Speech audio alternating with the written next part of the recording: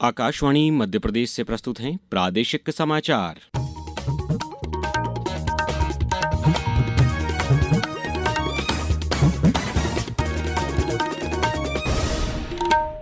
नमस्कार, समाचारों के साथ मैं अभिषेक कटियार। सबसे पहले इस बुलेटिन के मुख्य समाचार।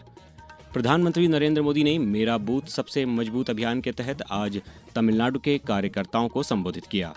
मुख्यमंत्री डॉक्टर मोहन यादव ने अमरकंटक में जल स्रोतों के संरक्षण और प्रकृति को बचाने का आह्वान किया। रायसेन में उन्नत कृषि महोत्सव का हुआ समापन। केंद्रीय मंत्री नितिन गडकरी ने किसानों को आधुनिक तकनीक से जोड़ने पर जोर दिया और प्रदेश में राशन वितरण को हाईटेक बनाने के लिए अब फेस रिकॉग्निशन तकनीक लागू होगी। अब समाचार विस्तार से। भारतीय जनता पार्टी के वरिष्ठ नेता और प्रधानमंत्री नरेंद्र मोदी ने आज नमो ऐप के माध्यम से मेरा बूथ सबसे मजबूत संवाद अभियान के तहत तमिलनाडु के पार्टी कार्यकर्ताओं से बातचीत की। प्रधानमंत्री ने कहा कि मध्यम वर्ग के सपनों को साकार करने की दिशा में एक बड़ा कदम उठाया गया है। उन्होंने कहा कि स्वास्थ्य सेवा के क्षेत्र में महत्वपूर्ण बदलाव देखने को मिले हैं। श्री मोदी ने कहा कि तमिलनाडु में नया माहौल उभर रहा है और लोग राज्य में बदलाव की उम्मीद के साथ भाजपा तथा एनडीए की तरफ देख रहे हैं। बीजेपी एनडीए को लोग बदलाव की उम्मीद के साथ देख रहे हैं। ये आपकी मेहनत ही है कि आज तमिलनाडु में जनता के बीच एक नया माहौल बन रहा है। किसानों का भला होना ये हमारी सबसे बड़ी प्राथमिकता है। एक वो समय था जब डीएमके के केंद्र सरकार में रहने के बाद भी तमिलनाडु के लिए कोई नया प्रोजेक्ट नहीं आता था और एक आज का समय है एनडीए सरकार रेलवे, हाईवे, पोर्ट, एयरपोर्ट के बड़े प्रोजेक्ट ला रही है। रायसेन में आयोजित उन्नत कृषि महोत्सव 2026 के समापन सत्र में केंद्रीय मंत्री नितिन गडकरी, केंद्रीय कृषि मंत्री शिवराज सिंह चौहान और उप मुख्यमंत्री जगदीश देवड़ा शामिल हुए, जहां किसानों के लिए आधुनिक खेती और तकनीक पर चर्चा की गई। इस 3 दिवसीय महोत्सव का आयोजन दशहरा मैदान रायसेन में किया गया, जिसका उद्देश्य किसानों को नई तकनीकी, उन्नत बीज, सिंचाई और जैविक खेती की जानकारी देना रहा। केंद्रीय मंत्री श्री नितिन गडकरी ने कहा कि खेती को समृद्ध बनाने के लिए कृषि तंत्र, ज्ञान और आधुनिक तकनीकों को अपनाना आवश्यक है। उन्होंने कहा कि वे यहाँ एक मंत्री के रूप में नहीं बल्कि किसान के रूप में आए हैं। मुझे बहुत खुशी है कि मैं यहाँ मंत्री के रूप में नहीं आया हूँ, मैं किसान के रूप में आया हूँ, क्योंकि मैं भी खेती खुद देखता हूँ, सब प्रयोग करता हूँ और मैं इतना विद्वान नहीं हूँ, पर मुझे 17 डॉक्टरेट और डीलिट मिली हुई है। अगर प्रगति और विकास करनी है तो भूतकाल में हम कैसे हैं, इसका वर्तमान काल में इसलिए अध्ययन करना आवश्यक है कि उसके आधार पर हम भविष्य की नीति बना सकते हैं।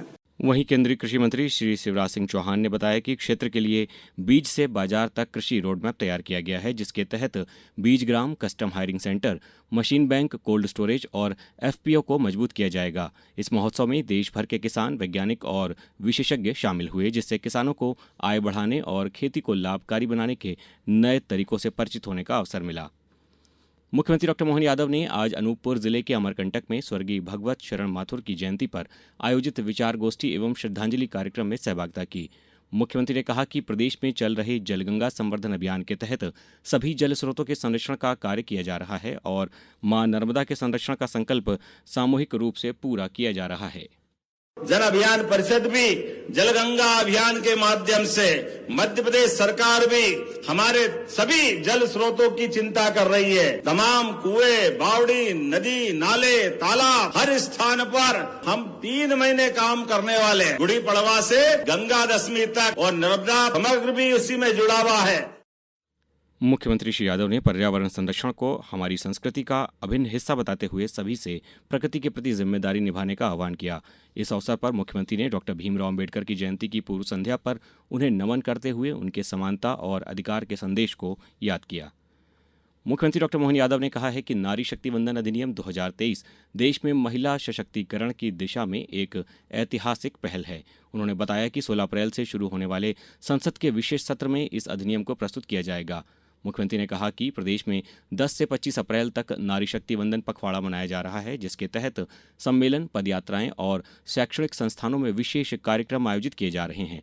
उन्होंने वर्ष 2026 को कृषक कल्याण वर्ष बताते हुए कहा कि जबलपुर में आयोजित कृषि मंथन कार्यशाला में किसानों के लिए आधुनिक तकनीकी और कृषि नवाचारों पर चर्चा की गई। उन्होंने किसानों को खाद पर सब्सिडी देने के लिए केंद्र सरकार का आभार जताया। अब समाचारों में वक्त है एक ब्रेक का।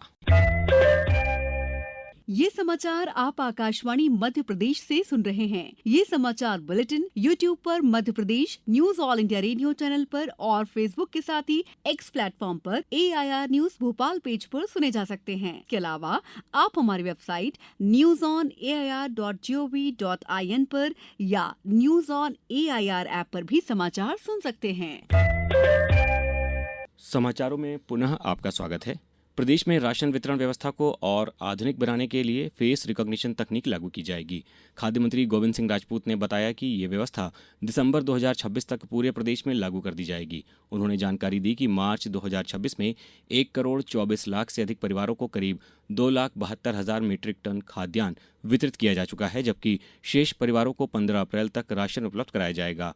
राष्ट्रीय खाद्य सुरक्षा अधिनियम के तहत वर्तमान में बायोमेट्रिक सत्यापन से राशन दिया जा रहा है। वहीं बुजुर्ग और दिव्यांगजनों के लिए OTP और नॉमिनी व्यवस्था भी लागू है। सरकार ने one nation one ration card और पोर्टेबिलिटी के माध्यम से लाभार्थियों को देश और प्रदेश में कहीं से भी राशन लेने की सुविधा प्रदान की है। प्रदेश में पेट्रोलियम पदार्थों की पर्याप्त उपलब्धता है और किसी भी प्रकार की कोई कमी नहीं है। प्रदेश भर में 2,904 स्थानों पर जांच की गई, जिसमें 4,369 गैस सिलेंडर जब्त किए गए और कई मामलों में FIR दर्ज की गई। सरकार ने बताया है कि राज्य की रिफाइनरियां पूरी क्षमता से काम कर रही हैं और LPG, पेट्रोल, डीजल, PNG तथा CNG की सप्लाई सुचारू रूप से चल रही है। इसके साथ ही आम नागरिकों से अपील की गई है कि वे वैकल्पिक ऊर्जा जैसे बायोगैस, सोलर और अन्य साधनों का भी उपयोग करें ताकि ऊर्जा संसाधनों का संतुलित उपयोग हो सके। अब रुक करते हैं मौसम का। प्रदेश में आंधी और बारिश का दौर खत्म होते ही गर्मी ने तेजी से असर दिखाना शुरू कर दिया है। कई शहरों में तापमान 40 डिग्री सेल्सियस के पार पहुंच गया है, जबकि रतलाम में सबसे अधिक 41 डिग्री सेल्सियस तापमान दर्ज किया गया। मौसम विभाग के अनुसार प्रदेश में गर्मी का प्रकोप आने वाले दिनों में और बढ़ेगा। 16 अप्रैल से लू चलने का अलर्ट जारी किया गया है। खासतौर पर मालवा निमाड़ क्षेत्र यानी इंदौर और उज्जैन संभाग सबसे अधिक प्रभावित रहेंगे। अब कुछ समाचार संक्षेप में। अशोकनगर में छात्रों और अभिभावकों की सुविधा के लिए शहर में पुस्तक मेले का आयोजन आगामी 15 से 17 अप्रैल तक किया जाएगा। जलगंगा संवर्धन मिशन 2026 के तहत आज आगरमालवा के शासकीय नेहरू स्नातकोत्तर महाविद्यालय में रेन वाटर हार्वेस्टिंग को अपनाने पर जोर दिया गया। शहडोल जिले के उत्तर वन मंडल में तेंदुपत्ता संग्रहण में नवाचार करते हुए अब प्रशिक्षित युवतियां संग्राहकों को गड्डी बांधने तथा चयन करने के तरीके सिखाएंगी। डॉक्टर भीमराव अम्बेडकर की जयंती के उपलक्ष्य में आज खंडवा में जिला स्तरीय आयोजन के तहत किशोर कुमार सभागृह में स्वच्छता कर्मियों और वरिष्ठ जनों का सम्मान किया गया। शिवपुरी के जिला दिव्यांग पुनर्वास केंद्र में आज दिव्यांगजनों के अभिभावकों के लिए 1 दिवसीय प्रशिक्षण कार्यक्रम का आयोजन किया गया। सागर जिले के बंडा क्षेत्र में लोकायुक्त पुलिस ने वन विभाग के 2 कर्मचारियों को रिश्वत लेते हुए रंगे हाथों गिरफ्तार किया है। इंदौर जिले में समर्थन मूल्य पर गेहूं खरीदी का कार्य 90 उपार्जन केंद्रों पर जारी है। बैतूल में युवा संगम रोजगार स्वरोजगार मेले का आयोजन 16 अप्रैल को किया जाएगा। और राजगढ़ में राज्य मंत्री डॉक्टर गौतम टेटवाल ने कल नवीन जिला चिकित्सालय का निरीक्षण कर 4 अत्याधुनिक मॉड्यूलर ऑपरेशन थिएटर का जायजा लिया। वहीं भोपाल के बड़ा तालाब को अतिक्रमण मुक्त करने के लिए जिला प्रशासन द्वारा चलाए जा रहे अभियान के तहत आज भी कार्रवाई की गई। टीम सेवनिया और गौरा गांव पहुंची, जहां तालाब की सीमा में बने बाउंड्री वॉल सहित कई पक्के निर्माणों को JCB से ध्वस्त किया गया। अंत में मुख्य समाचार एक बार फिर। प्रधानमंत्री नरेंद्र मोदी ने मेरा बूथ सबसे मजबूत अभियान के तहत आज तमिलनाडु के कार्यकर्ताओं को संबोधित किया। मुख्यमंत्री डॉक्टर मोहन यादव ने अमरकंटक में जल स्रोतों के संरक्षण और प्रकृति को बचाने का आह्वान किया।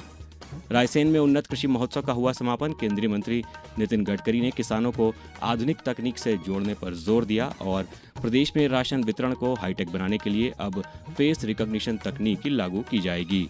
इस बुलेटिन में बस इतना ही। अगला बुलेटिन सुनिए सुबह 7:10 पर। नमस्कार।